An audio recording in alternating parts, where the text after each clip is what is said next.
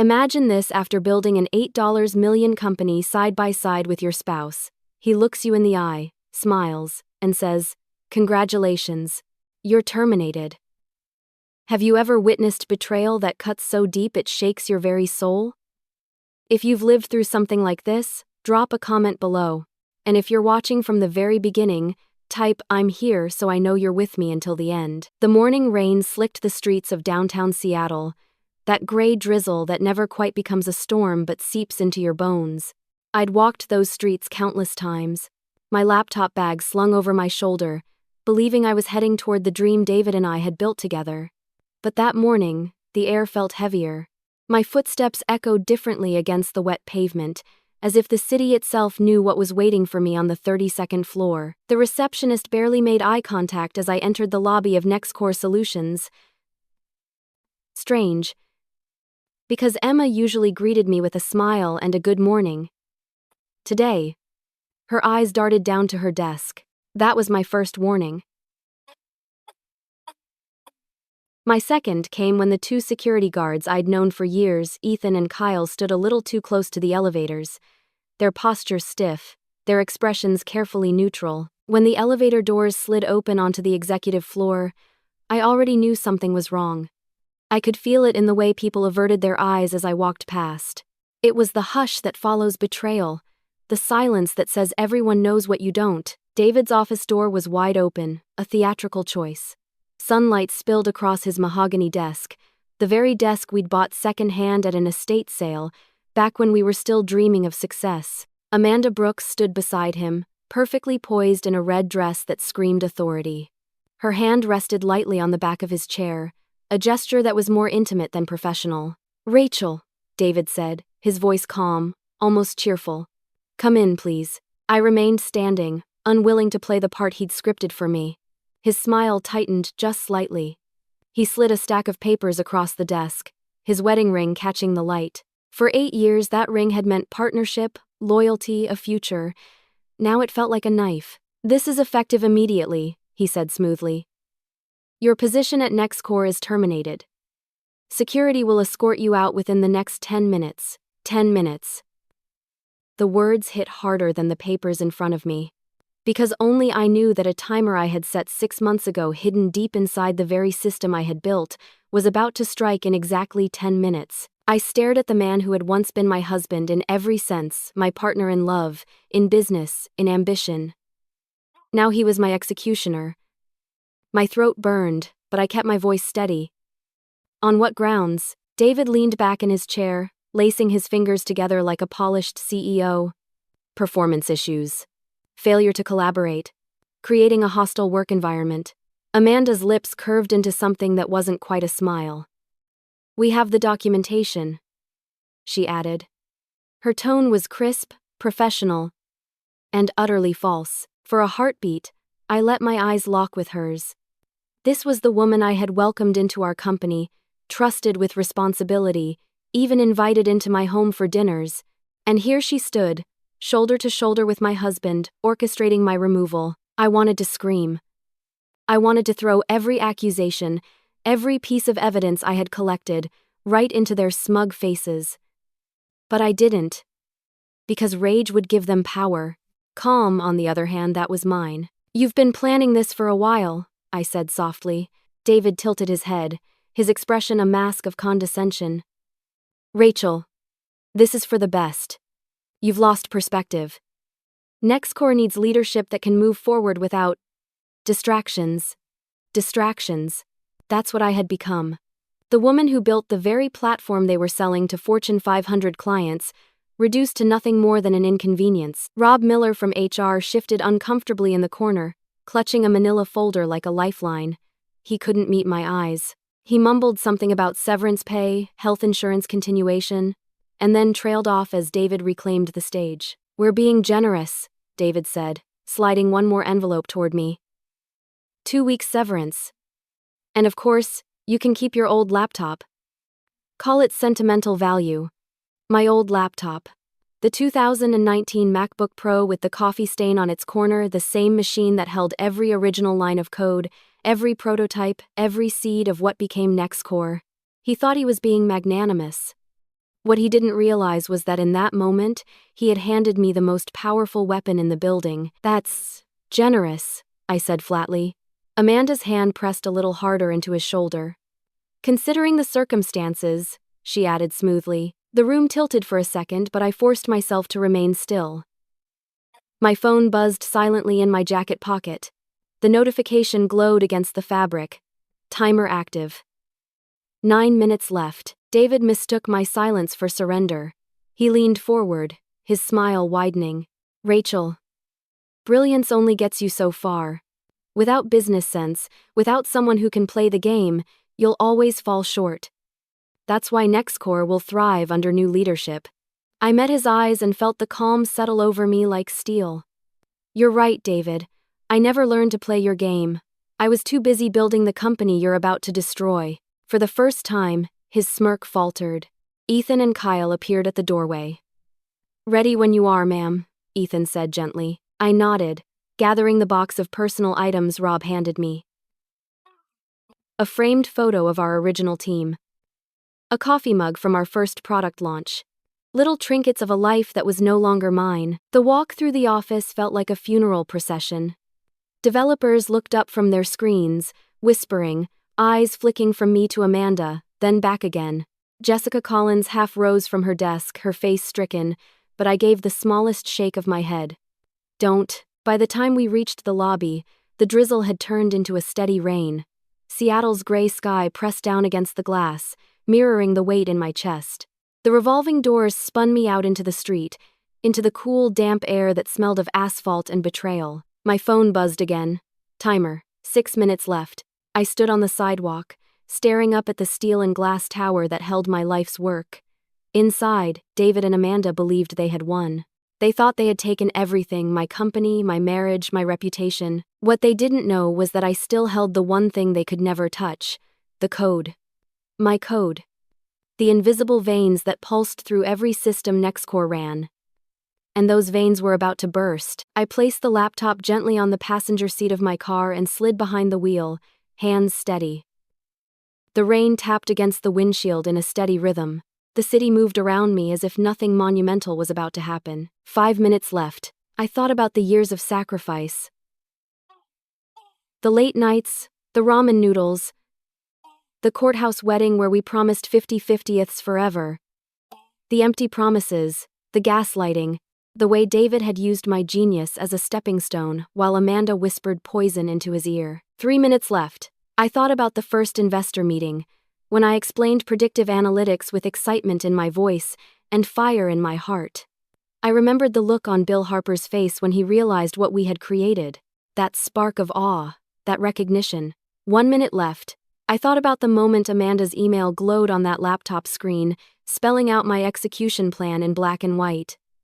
Once Rachel is out, we can restructure everything. They had planned to erase me from history. 0. My phone vibrated, a soft, almost polite hum. The screen lit up, execution sequence active. Inside that gleaming tower, alarms would already be firing. Systems would begin to lag. Firewalls would falter. What had once been seamless security would suddenly feel fragile, exposed. The dominoes were falling, and neither David nor Amanda would know where they were toppling from. I leaned back in my seat, the rain still drumming its soft percussion.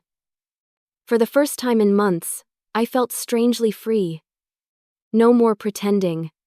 No more silence. No more swallowing my brilliance to protect his ego. But freedom is never the end of the story.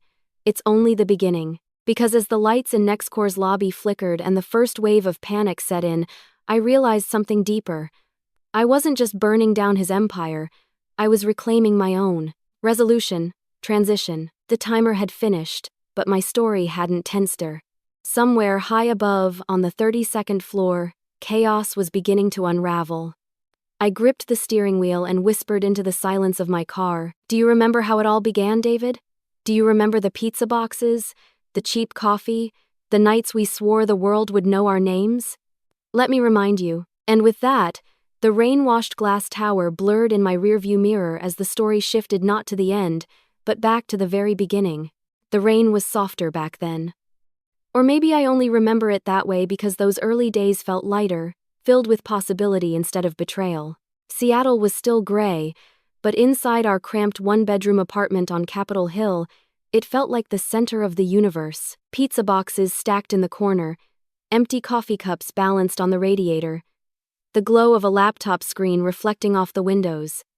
That was our office. That was NextCore before NextCore even had a name. David sat cross-legged on the floor, sketching diagrams on the back of grocery receipts. His handwriting was messy, his mind moving faster than the pen could keep up. "What if we could see attacks before they even happened?" he said, eyes bright with the kind of hope only 20-somethings running on caffeine can carry. I pushed my glasses back up my nose and typed furiously, code spilling across my screen like music. "Give me 3 months," I told him. "I'll build something nobody's ever seen before." He leaned over, kissed me right there among the chaos of takeout containers and tangled power cords, and whispered, "This is why I love you, Rachel. You make the impossible possible." Those words, they carried me through nights when my fingers cramped from coding, through mornings when the alarm buzzed after 2 hours of sleep, through afternoons when rejection emails piled higher than our unpaid bills. We were broke, truly broke. The kind of broke where dinner meant splitting a pack of instant noodles, where groceries were decided by what was on clearance at Safeway, where the electricity bill sat unopened until the red final notice screamed from the envelope. But we were rich in something else. Conviction. Seattle's startup scene was unforgiving. Tech meetups filled with young dreamers and seasoned skeptics. We pitched our idea in coffee shops, in borrowed conference rooms, even once at a bar where the music drowned out half our words. But every time, David sold the dream. He had this way of making people lean in, of convincing them that we weren't just chasing a fantasy, we were shaping the future. I was the quiet half. The coder. The architect. While he dazzled investors with charisma, I sat at my laptop, building the skeleton of what would become our platform. He painted the vision. I made it real. The first time we got close to funding was almost a disaster. A retired banker in Bellevue listened to our pitch, nodded politely, then turned to me and asked, "And what exactly do you do?" David jumped in before I could speak. "She's the technical genius," he said, smiling too broadly. "She builds the magic." The banker chuckled. "Magic is nice, but business pays the bills." That night I cried into a pillow while David paced, frustrated. "They just don't get it," he muttered. "We'll find someone who does." 2 weeks later, we did. His name was Bill Harper, a venture capitalist with a weathered leather briefcase and the kind of watch that screamed old money. We met him in a small cafe off Pike Street. I still remember the smell of espresso and burnt toast in the air, the nervous tremor in my hands as I opened my laptop to show him what I had built. It wasn't pretty.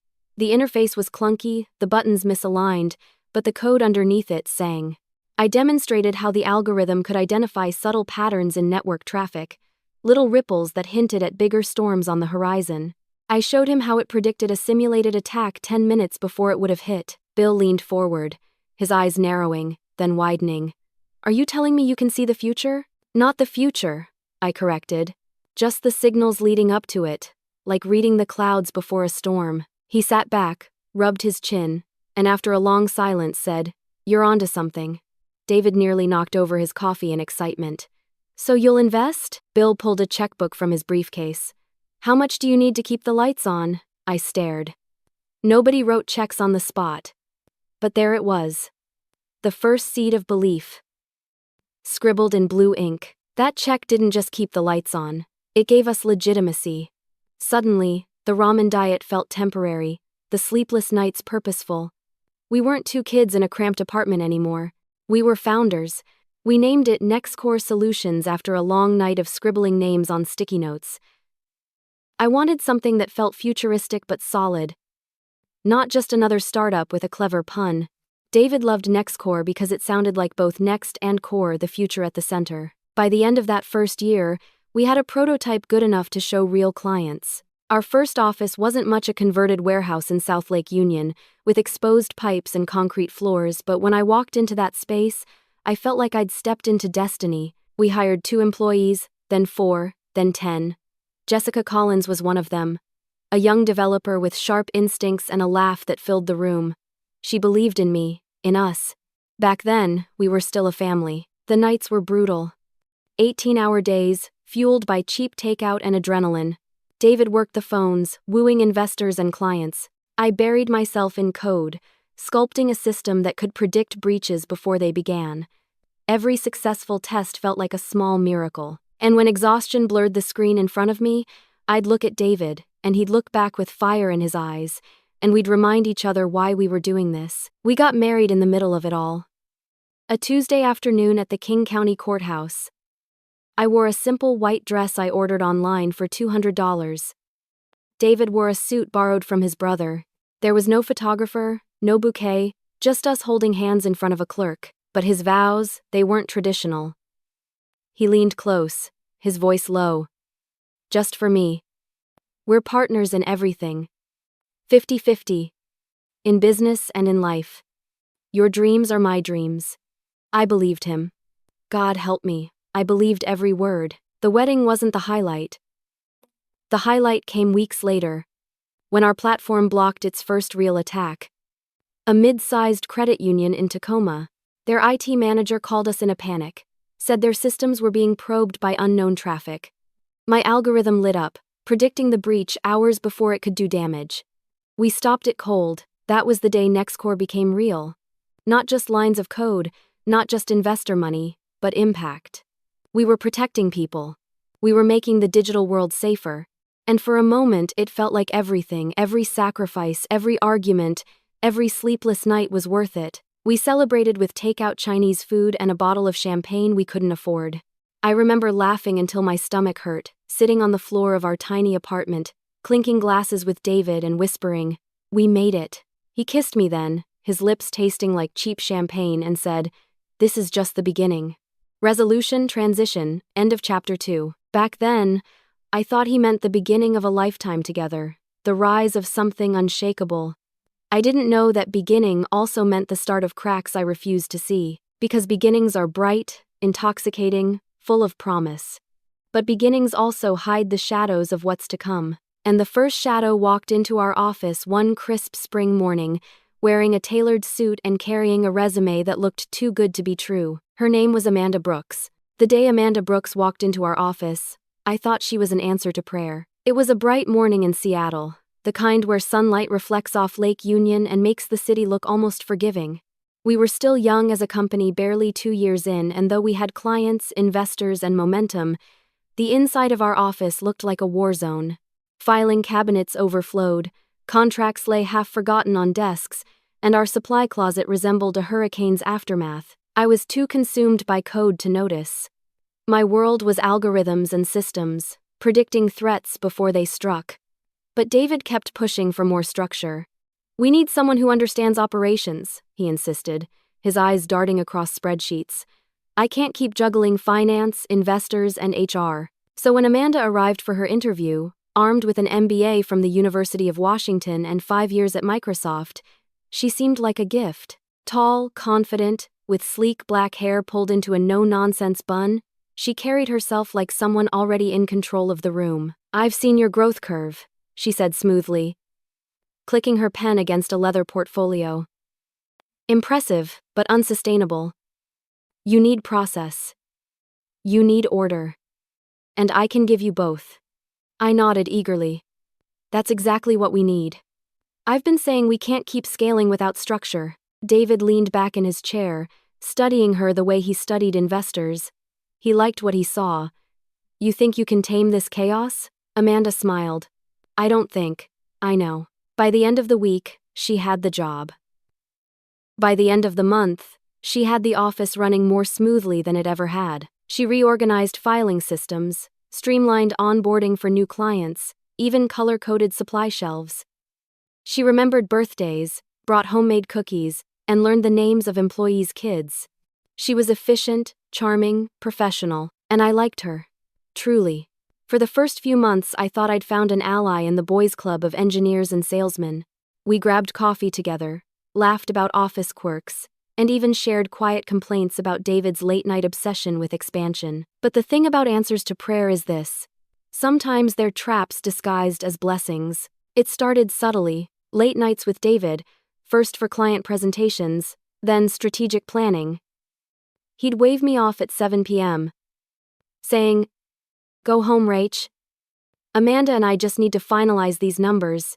I'd drive home alone to our little house in the suburbs, heat up leftover Thai food, and wait on the couch for him to stumble in at 2 a.m., smelling faintly of perfume I didn't wear. "You're imagining things," he said when I asked. "Half the women in Seattle wear that perfume, don't be paranoid." And I believed him. Or rather, I wanted to believe him. Because the alternative that my husband and business partner was slipping away was too terrifying to face. The first real crack came at a board meeting. I had just finished upgrading our platform to run 300% faster. It was a breakthrough that made our competitors look like dinosaurs. But when David presented to the board, he glossed over my work. "Our technical department has made huge strides," he said, gesturing toward Amanda as she took notes. One of our investors, Bill Harper, interrupted. "Don't you mean led by Rachel?" David laughed, that dismissive chuckle I had come to hate. "Of course, Rachel's our CTO. But she'll be the first to tell you it was a team effort." Amanda didn't correct him.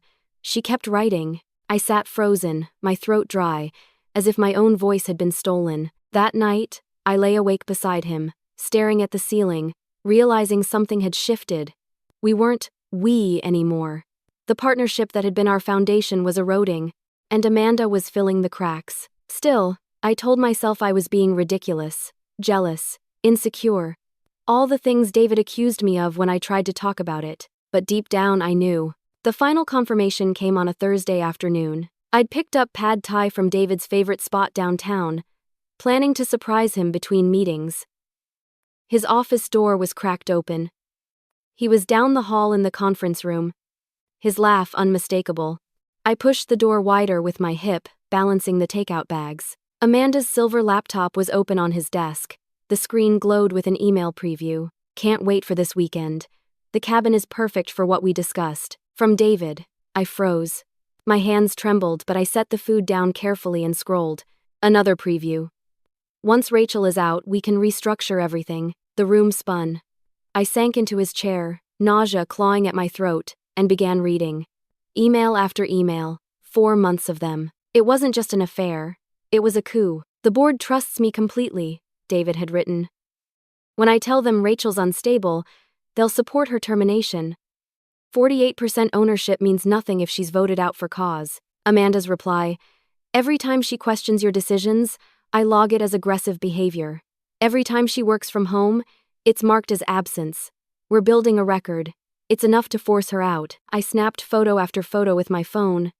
Click. Click. 23 shots of betrayal laid bare in black and white. Footsteps echoed in the hall.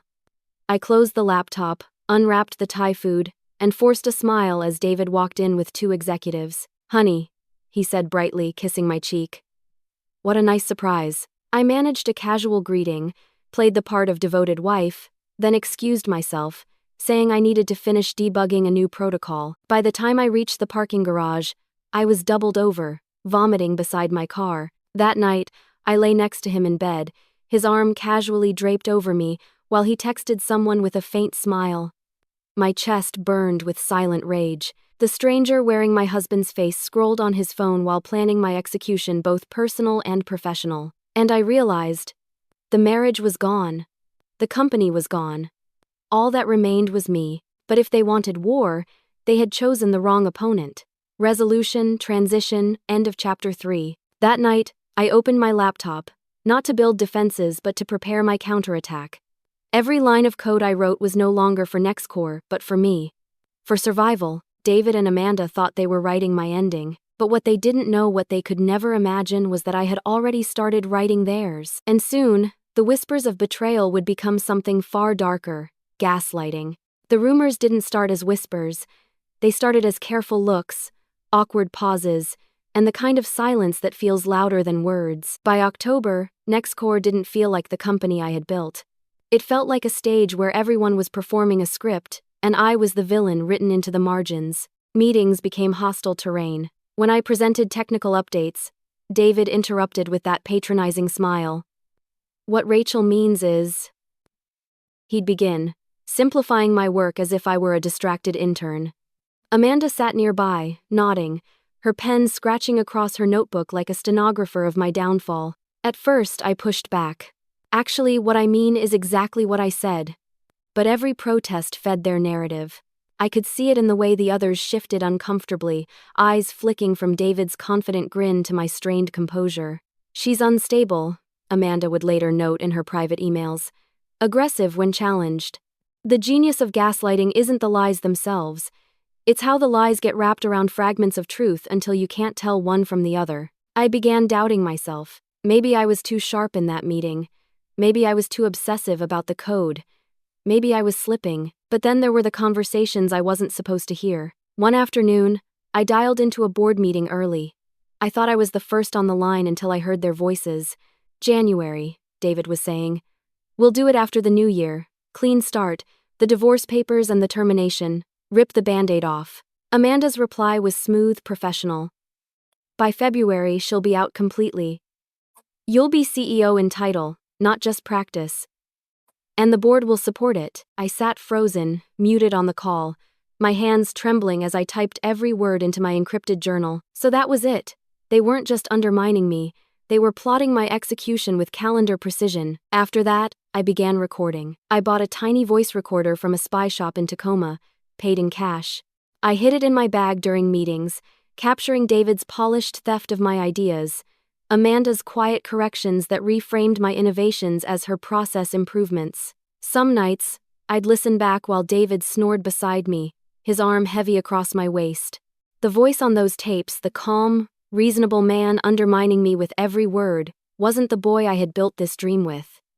It was a stranger. The worst part wasn't their betrayal. It was how everyone else began to believe it. Sarah, my lead developer, the one who had once shared Tuesday lunches with me, suddenly stopped. Just swamped, she said, avoiding my eyes. Marcus, our database architect, who used to brainstorm with me daily, now sent stiff emails copied to Amanda, requesting approval for database restructuring. Even the junior staff looked through me, conversations halting when I entered the break room. And then there were the rumors. I heard them one afternoon while crouched in the supply closet, searching for printer paper. 2 junior developers didn't realize I was there. Is it true she had a breakdown in the parking garage? One whispered. That's what I heard. The other replied. Jacob's been patient, but it's affecting the company. Amanda says we should keep boundaries. Be professional. Patient, boundaries, professional. That's what I had become, a situation. Not a co-founder, not a visionary, a liability. I sat in that closet for 20 minutes, surrounded by boxes of paper and toner cartridges, while the weight of their campaign pressed down on me, and still I played along. At the company holiday party, I wore my best dress, smiled until my cheeks hurt, and laughed at jokes I didn't hear. David toasted, calling me the heart of our technical team. Past tense. Not building, not leading, just was. Amanda clinked her glass with his. She wore emerald green that night, and her eyes glittered with victory. I left early, feigning a headache, and sat in my car until the frost formed on the windshield. My hands shook, but not from the cold. From resolve. If they thought they were winning, they hadn't seen what I could do when cornered. I started embedding code insurance. Invisible vulnerabilities only I could see. Not sabotage, not yet. Just proof. Just leverage. Lines of logic hidden in plain sight, waiting. David noticed the late nights. You're working too much, he said one morning, finding me asleep at my desk. Maybe we should reduce your responsibilities. Reduce. That was his language now. Not share. Not partner. Reduce. I smiled faintly. Maybe. Then I drove to Tacoma, to Dr. Linda Hayes, the therapist I'd found under a fake last name. She listened as I spilled everything: the affair, the conspiracy, the rumors. It's gaslighting, she said firmly, sliding a box of tissues toward me. Classic manipulation. They're dismantling your reality piece by piece. But what if I'm wrong? My voice cracked. What if I really am paranoid? Her eyes softened. Rachel. You have photographs. Emails. Recordings. That's not paranoia. That's evidence. I clung to those words like a lifeline. Still, the isolation deepened. By December, I was an outcast in my own company. My presence in meetings was tolerated, not welcomed. Investors glanced at me with careful pity. Their questions filtered through David. Even Bill Harper, who once saw promise in me, now said gently, "Jacob tells me you've been under a lot of pressure. Maybe some time off would help." Time off. That was their plan. Push me out quietly, erase me neatly, replace me with Amanda's polished efficiency. But I wasn't going quietly. On the night of the 29th of December, as the city glittered with holiday lights, I sat alone in my office, the hum of servers like a heartbeat in the walls. I typed code until dawn, my code, not Nextcore's, not sabotage, not destruction, protection. Each line was a lock only I could open, each algorithm a fingerprint proving this platform was mine. When the clock struck 4 a.m., I leaned back, exhaustion clawing at my body, and looked out the window at the quiet streets of Seattle. "They think I'm unstable," I whispered into the darkness. "They think they've won, but they hadn't related." Because January was coming, and with it, the storm I was quietly preparing. Resolution transition, end of chapter 4. By the time the new year dawned, the stage was set. David and Amanda thought they'd written me into a corner, reduced me to silence and shadows. But the thing about shadows is they hide what's waiting. And while they plotted my downfall, I was building something else entirely, an insurance code that would make or break everything. The clock was ticking. New Year's Eve used to mean champagne, laughter, and promises whispered just before midnight. But that year, as fireworks cracked faintly across the Seattle skyline, I was hunched over my laptop in the dark, typing as if my life depended on it because it did. The office was empty. Everyone else had left early for holiday parties or family dinners. David and Amanda were out together, under the pretense of meeting a client. I knew better. Their betrayal no longer broke me, it fueled me. Every keystroke was a shield, every line of code a weapon. I wasn't writing new features for Nextcore anymore, I was building my insurance policy. I created vulnerabilities so subtle they looked like quirks of the system. Authentication processes that looped a half-second too long. Firewall rules that shifted in ways too small to notice.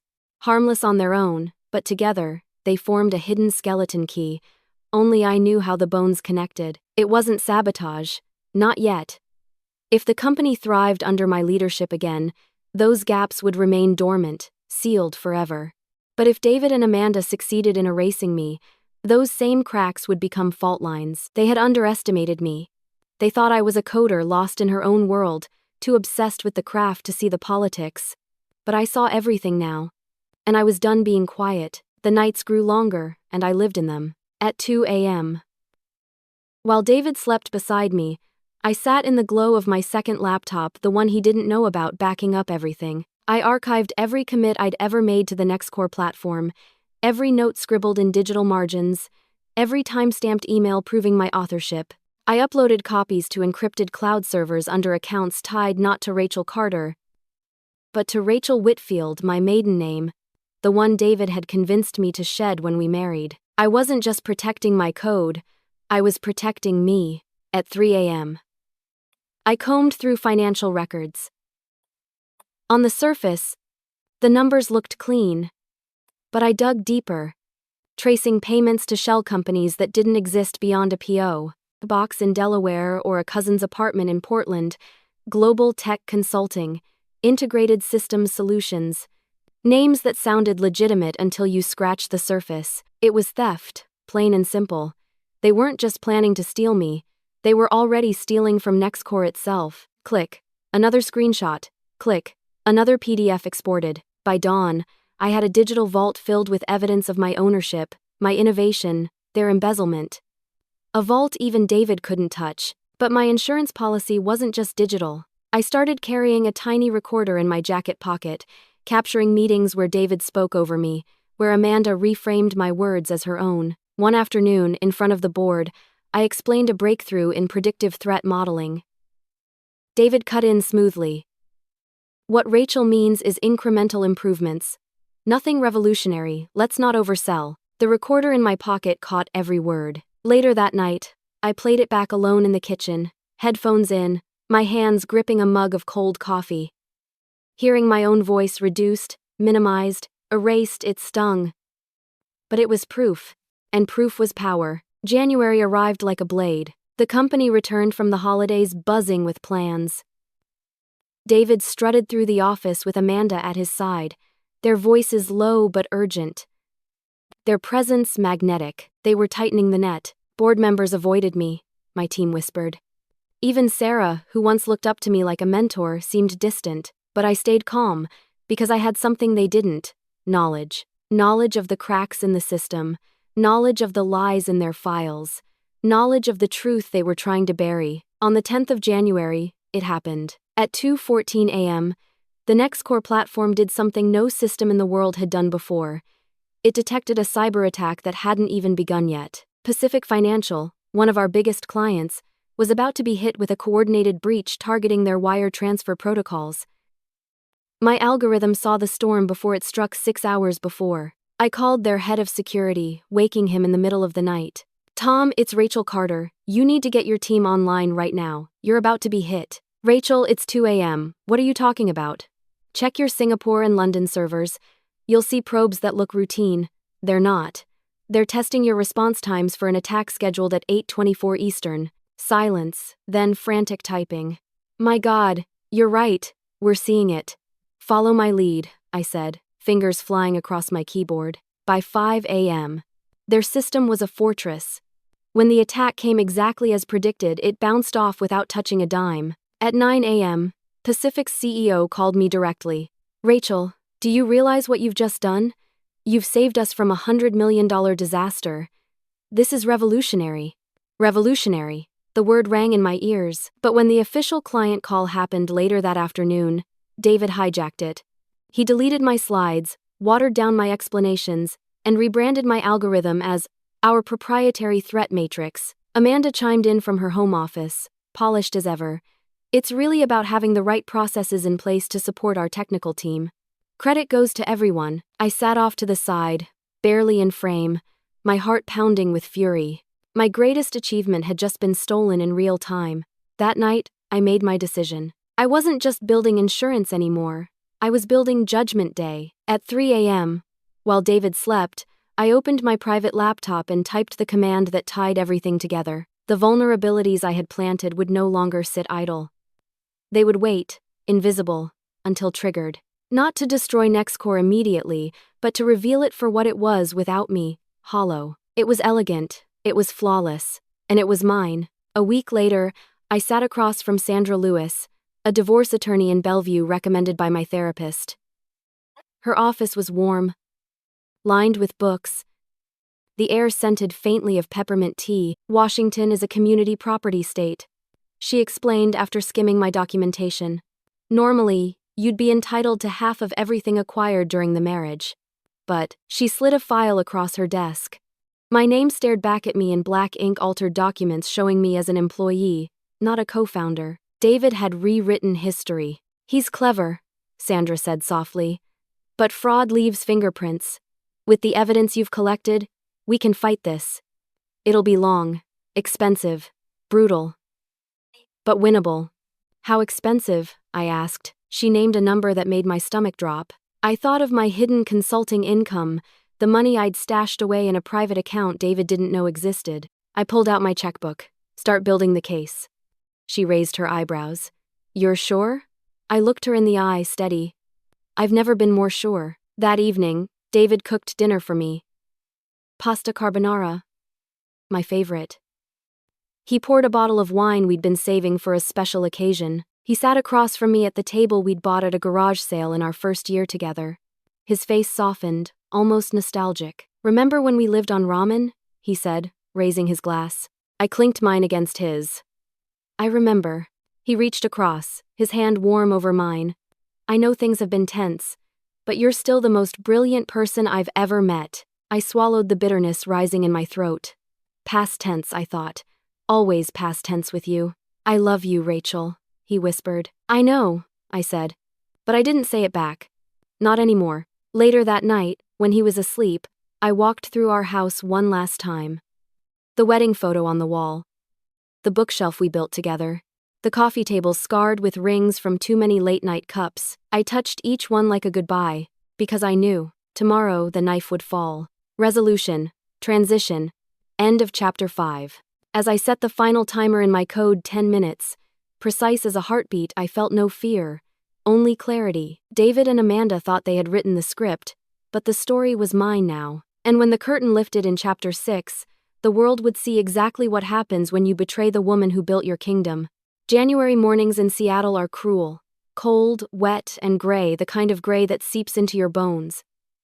But that morning, the chill came from somewhere deeper. At exactly 9 a.m., Carol, David's assistant, called my office. Her voice was strained, almost apologetic. "Rachel, David needs to see you in his office right away." Of course he did. I smoothed the charcoal gray suit I had chosen deliberately, the one I'd worn to our very first investor pitch. My armor. I picked up my old laptop bag, the one with the coffee stain from those chaotic early days, and walked through the office with my head high. The air shifted as I passed. Developers looked up from their screens, eyes wide, whispers barely contained. They knew. They always knew before the target did. The elevator ride to the top floor felt like a funeral procession. Each floor dinged like a countdown. When the doors slid open, Carol's eyes darted away from mine, fixed on her keyboard. "Go right in," she murmured. I turned the handle of the heavy mahogany door we had picked out together years ago, back when we believed in permanence. The scene was staged like theater. David sat behind his desk, backlit by floor-to-ceiling windows. Amanda stood to his right in a crimson dress, her hand resting on his shoulder as if she already belonged there. Gary from HR hovered in the corner, clutching a manila folder like a priest with a last rite. "Rachel," David said in his practiced CEO tone, "please, sit." "I'll stand," I replied. A flicker of annoyance crossed his face. "Not following the script. Very well." He stacked his papers, a nervous tell I knew too well. "Effective immediately. Your employment at NextCore is terminated." 5-10-minute remand. I let the words hang in the air. My pulse remained steady. On what grounds? Performance issues. Failure to collaborate with leadership, creating a hostile work environment. He glanced at the folder as if reading lines. "There have been multiple complaints about your erratic behavior." "Complaints from whom?" Amanda's voice slid in, smooth and sharp. "That's confidential, but they've been thoroughly documented." I looked straight at her. "How long?" Her brows furrowed. "I'm sorry? How long have you been sleeping with my husband?" Gary choked. David's face flushed. "That's exactly the kind of baseless accusation. Don't bother." My voice cut through the room like glass. "I've read the emails. The cabin. The restructuring. The plan to erase me." Amanda didn't flinch. She simply removed her hand from his shoulder and folded it neatly in front of her. "You're embarrassing yourself, Rachel." "No," I said quietly. "You're embarrassing yourselves." For a moment, silence filled the room, thick and suffocating. David's mask slipped, anger flickered across his face. But he recovered, sliding a termination packet across the desk. "You'll receive 2 weeks severance and continued health insurance for 30 days, he said smoothly. "And you can keep your old laptop, call it sentimental value, the old laptop, the one that contained the DNA of everything we had built." He thought it was a scrap, a mercy. He had no idea he was handing me a loaded weapon. I picked it up, tucking it into my bag. "Generous," I said flatly. Amanda allowed herself a smile. Considering the circumstances, David leaned back in his chair, smug in his triumph. "Security will escort you to collect your belongings." I met his gaze one last time. "You're right about one thing, David. I never learned to play the game. I was too busy building the company you're about to destroy." His smirk faltered, just for a moment. The walk through the office was surreal. 2 security guardsmen I'd chatted with every morning for 3 years flanked me like I was a criminal. Tony and Marcus kept their eyes down, ashamed. My coworkers peeked over monitors, some sympathetic, most silent. Sarah half rose from her desk, but I shook my head. Not now. In my office, I packed slowly, deliberately. A coffee mug from our first product launch, a photo of the original team, the bug-shaped stress ball my developers had given me as a joke. I left the awards and framed first dollar on the wall. They were relics of a dream already poisoned. "That's everything," I told Tony, who looked like he wanted to apologize but didn't. The elevator descended like a casket lowering into the ground. When the glass doors of the lobby closed behind me, the cold January air hit like a slap. My phone buzzed with a calendar reminder. System maintenance scheduled, 10 minutes. I smiled. I didn't drive away immediately. Instead, I parked across the street, rain dripping onto my windshield, and watched the building. My laptop sat on the passenger seat, humming with silent power. 9:08. 2 minutes. I opened my encrypted app. Status, pending. 9:09. A car door slammed somewhere in the garage above me. Normal office noise. Normal life. But nothing was normal anymore. 9:10. The status changed to active. Messages cascaded across the hidden window on my phone. Firewall rules modified. Log rotation accelerated. Authentication timeouts adjusted. Monitoring delays inserted. Individually meaningless. Together, catastrophic. Inside, through rain-streaked glass, I saw movement. Developers rushing between desks. The receptionist on the phone, frantic. Security whispering into radios. 9:12. Another update. External probe detected. Moscow. The sharks had scented blood. By 9:14, the lobby was chaos. Gary ran out, yelling into his phone. The entire client portal is down. The crown jewel of NextCore, the system Fortune 500 companies trusted, was collapsing before their eyes. I rolled down my window, letting the drizzle hit my face. For the first time in months, I felt free. Nowy Sądecki. London probe detected. Beijing probe detected. Sao Paulo probe detected. Hackers from across the globe were piling in, believing they'd stumbled on a once-in-a-lifetime weakness. Through the glass, I saw David storm into the lobby, Amanda trailing behind. His polished CEO mask was gone, replaced by wild gestures and panic. She clutched her tablet, her crimson dress suddenly less powerful, more desperate. I almost laughed. 9:18. A news van screeched to a halt at the curb. Cameras began setting up. NextCore, the company that promised to predict and prevent breaches, was on fire in real time, and the whole world would watch. My phone buzzed again. A call. Richard Thompson, our lead investor. I let it ring, then answered on the 12th buzz. Rachel, thank God, he said, voice strained. What the hell is happening? Our monitors show NextCore collapsing. I wouldn't know, I said calmly. I was terminated this morning. Silence. That's impossible. The Pacific Financial saved 3 days ago. That was you. Apparently not enough, I said. Rachel, please. Companies are pulling out. Our portfolio is hemorrhaging. You're the only one who can fix this. I don't work there anymore. I'll pay you directly. Consultant fees. Whatever you want. I hung up. Another call came in. Pacific Financial's CEO. Then another. Then another. I let them go to voicemail. 10, 20. David's name flashed on my screen. I answered. Rachel. His voice cracked, raw with panic. You have to come back. The entire system is failing. You fired me, remember? I'll reinstate you. Full access. Anything you want. Just please. I let the silence stretch. Then, how's Amanda's operational excellence working out? This isn't about her. His composure shattered. The Russians have admin credentials. Do you understand what that means? It means you should have thought twice before pushing out the one person who knew how to protect the system. Rachel, I'm begging you. The words tasted sweet. David Carter, who once smirked as he erased me, begging. But I wasn't done yet. Resolution, transition, end of chapter 6. As I ended the call, sirens wailed in the distance. Police, reporters, maybe even the FBI. Through the rain, I watched my former empire crumble. They thought firing me was the end. But it was only the beginning of their collapse. And in chapter 7, the world would see NextCore burn. The first headlines hit before lunch. Breaking. Cybersecurity giant NextCore under attack. The words scrolled across every tech site in Seattle, then New York, then globally. By 11 a.m., the collapse wasn't just a company secret, it was a spectacle. From the safety of a corner booth in a Capitol Hill coffee shop, I watched chaos unfold on my laptop. Steam curled from a chipped ceramic mug, the bitter smell of espresso filling the air. Around me, students studied, freelancers tapped at keyboards, oblivious. No one knew the woman sipping coffee in their midst was the ghost haunting NextCore's servers. I pulled up my private feed. 11:07 a.m. Authentication failures up 300%. Client portal unreachable. External probe successful from Moscow, Tel Aviv, and Toronto. The vulnerabilities I had planted were blossoming like poisonous flowers.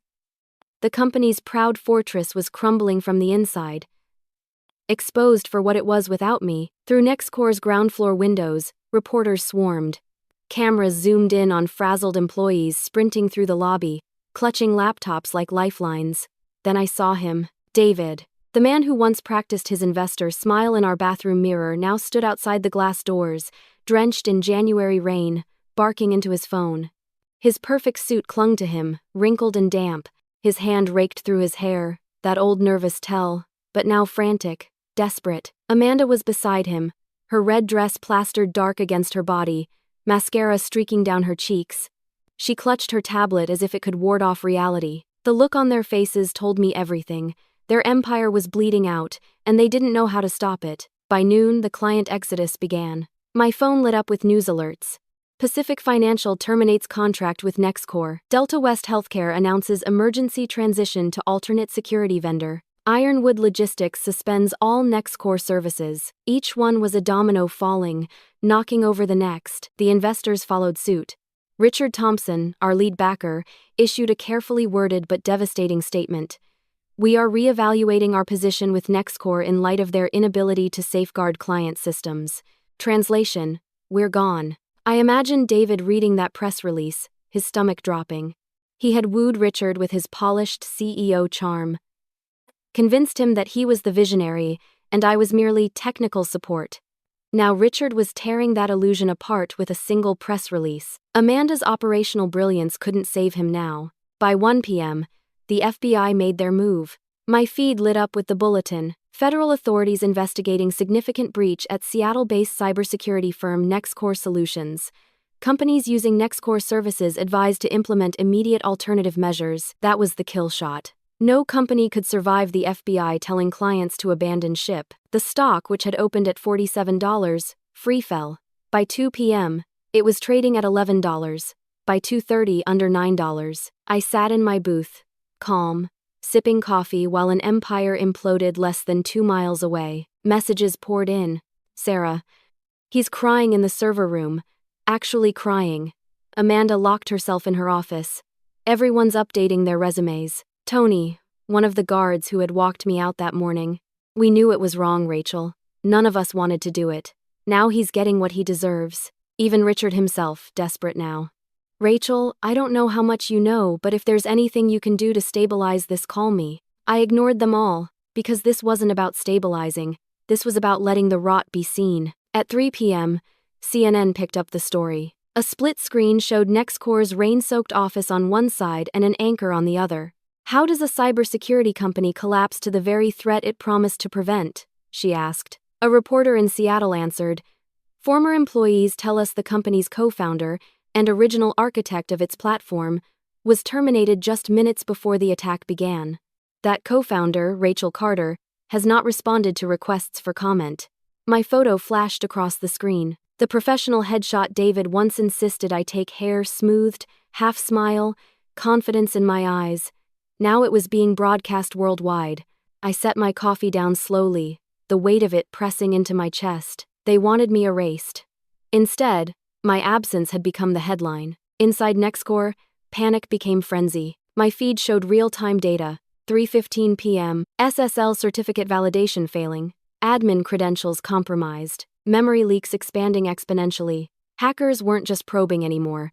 They were inside, siphoning data, poking at every seam. The building itself reflected the collapse. Employees spilled into the rain, some shouting into phones, others simply walking away. A woman in marketing carried a box of personal items out the door. Behind her, a man ripped off his Nextcore badge and tossed it into the gutter. And then, at 4 p.m., the footage that went viral. David Carter standing in the parking garage, screaming at Amanda Rodriguez. His voice echoed against concrete walls as cameras captured every second. You told me you could handle it. You told me she was unstable. Look around, Amanda, everything's burning because of you. Amanda hurled her company laptop at him. It hit the ground with a sickening crack, shattering. Security guards rushed between them as reporters swarmed, microphones shoved forward. The clip trended within the hour. Number, NextCore meltdown. By evening, NextCore wasn't just a company in crisis. It was a punchline. Memes spread across Twitter. Screenshots of NextCore's frozen client portal with captions like, "World's leading security firm can't secure itself." One tech blog wrote, "Classic case of ego over expertise. You don't fire the woman who built the system and expect it to run without her." The comments under that article made me laugh out loud in the middle of the cafe. Rachel deserves a medal. David Carter is the Elizabeth Holmes of cybersecurity, minus the charisma. I shut my laptop, leaned back, and let the sound of laughter from nearby tables wash over me. For the first time in years, my chest felt light, but the calls didn't stop. At 7 p.m., David's number flashed again. I let it ring, then again, and again. By the 10th call, I picked up. Curiosity winning over silence. His voice was raw, broken. "Rachel, please. I know you hate me. I know I don't deserve this, but NextCore, it's dying. The board is out. The FBI is circling. Clients are gone. I can't stop it." "That's not my problem," I said evenly. "Please, for the love of God, help me. I'll give you full control, full access. You can have everything." I almost laughed. Now he offered me what was mine all along. "You should have thought of that before you marched me out like a criminal," I said. Silence. Then, a sound I never thought I'd hear from David Carter, a sob. "I lost everything, Rachel. I lost you. I lost the company. I lost—" "You didn't lose me," I interrupted coldly. "You threw me away." And then I ended the call. By midnight, the stock had bottomed out at $3. The board resigned in disgrace. The FBI formally opened its investigation. NextCore, once an $8 million juggernaut, was worth less than the lease on its office building. And me? I was free. For the first time in years, I wasn't living in David's shadow. I wasn't Amanda's problem to manage. I wasn't a liability or a rumor. I was Rachel Carter, the architect, the survivor, the storm. Resolution, transition, end of chapter 7. As I closed my laptop and stepped into the cold Seattle night, I knew one truth with crystalline clarity. NextCore was dead, but I wasn't, and in chapter 8, I would rise from its ashes not as a victim, not as a co-founder erased, but as something far stronger. A phoenix reborn. Seattle's skyline shimmered in the wet glow of dawn, each glass tower reflecting the first fragile light. NextCore's office still loomed across town, but it wasn't my world anymore. What had once been the center of my life was now just a shell, gutted by arrogance and betrayal. The morning after the collapse, I brewed coffee in my quiet kitchen. For the first time in months, the air didn't feel heavy. No lies buzzing in the walls, no footsteps creeping into bed at 3 a.m. that reeked of perfume, just silence, peace. My phone buzzed. Pacific Financial's CEO, Paul Harrison. "Rachel, if you start your own firm, call me. We'll be your first client." An hour later, GlobalSec, another Fortune 500 giant, called with the same offer. Then another. And another. The irony wasn't lost on me. David had tried to erase me, and in doing so, he made me a legend. I spent the next 2 weeks transforming my home office into something new. Gone were David's leather-bound CEO books he never read, and Amanda's binders full of meaningless process flows. I replaced them with multiple monitors, a high-performance server stack, and a whiteboard filled with designs for the future. On the wall, I pinned the photo of our first day's me in a hoodie, pizza box on the floor, laptop balanced on my knees. I didn't put it there to mourn what was lost. I put it there to remember who I was before David's shadow, a builder, a dreamer, a fighter. I filed incorporation papers under a new name, Secure Guard Solutions. No co-founder, no husband, no betrayer waiting to cut me out, just me and the team I chose. Sarah was the first to call. "Rachel, I'm sorry. I should have seen it. Should have spoken up." "I know," I said gently. "But you're here now. Do you want to build something real again?" Her yes came without hesitation. One by one, others followed: developers who were tired of politics, engineers who wanted to work under a leader who actually understood the code. They weren't following David anymore, they were following me. Meanwhile, NextCore bled out in public. News sites ran daily updates. NextCore stock delisted after freefall. FBI probes financial irregularities tied to shell companies. David Carter steps down as CEO. The final blow came in March. Bankruptcy filings. NextCore's assets, servers, patents, the empty office downtown were auctioned off for pennies. David returned to Ohio, living in his parents' basement, according to one report. Amanda disappeared completely. A LinkedIn search showed nothing but a dead profile. They had burned their empire to the ground. And I was already building something new. Clients poured in faster than I could take them. Word spread in the tight-knit world of cybersecurity. If you wanted real predictive defense, if you wanted someone who had proven she could see storms before they hit, you called Rachel Carter. Within 6 months, SecureGuard was profitable. Within a year, we had contracts stretching from Seattle to New York. My signature became the seal of trust. But the best part wasn't the money, it was the freedom. I set my own schedule, chose my own clients, hired people who valued honesty over power plays. For the first time in years, I woke up excited, not dreading the day. One evening, nearly a year after the implosion, I stood on my deck overlooking Lake Union. The city lights flickered across the water. A glass of wine warmed my hand. My phone buzzed with another interview request. Tech Times wanted me to tell the inside story of the greatest comeback in cybersecurity. Is been stated was staying. I didn't answer. The real story wasn't for headlines. It wasn't about revenge or betrayal, though both had fueled me. It was about something deeper: survival, resilience, and rediscovering the woman I'd been before anyone tried to erase her. I raised my glass to the night sky. David had underestimated me. Amanda had underestimated me. Hell, even I had underestimated me. But the truth was simple. I had built NextCore, I had watched it burn, and I had risen from the ashes stronger than before. Resolution, closing. End of chapter 8. And that was the lesson I carried with me. Sometimes the kingdom you built has to fall so you can see who you really are without it. They tried to silence me, but instead, they gave me a louder voice. They tried to erase me, but instead, they etched me into history. They tried to bury me, but they forgot I was a seed. And now? Now I was more than Rachel Carter, co-founder of a failed empire. I was Rachel Carter, the phoenix who rose.